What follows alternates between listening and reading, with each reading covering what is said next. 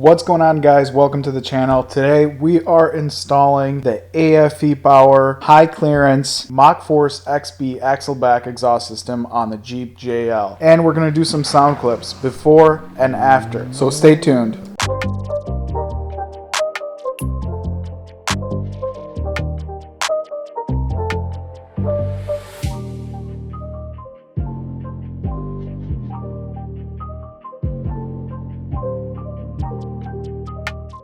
Alright, so we are going to jump into it right away. We're going to be removing this huge, bulky, heavy muffler off the Jeep JL that is known to get caught up on stuff off-road. So the first thing we're going to do is we are going to spray down the joint with PB Blaster and also spray the hanger so we can easily slip that muffler off. Next, simply break the bolt on the exhaust clamp free and loosen it up. To remove the muffler from the rubber hangers, I found it's easier to use a long crow's foot or a long breaker bar.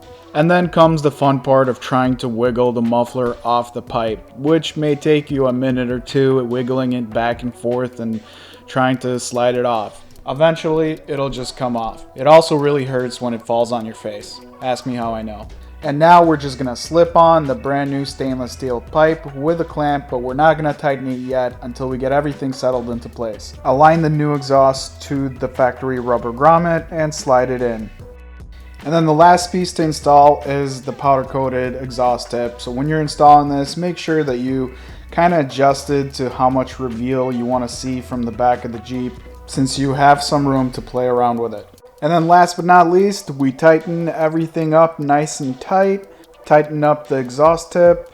Make sure that it's not touching anything or rattling anywhere. And don't forget to retighten everything after driving for about 100 miles. And that's it. It's done. It looks awesome and it fits perfectly. Nice stainless steel TIG welded construction. And the cool part is it fits the 2-liter model and the 3.6-liter model, both 2-door and 4-door. And now, let's do some sound comparisons.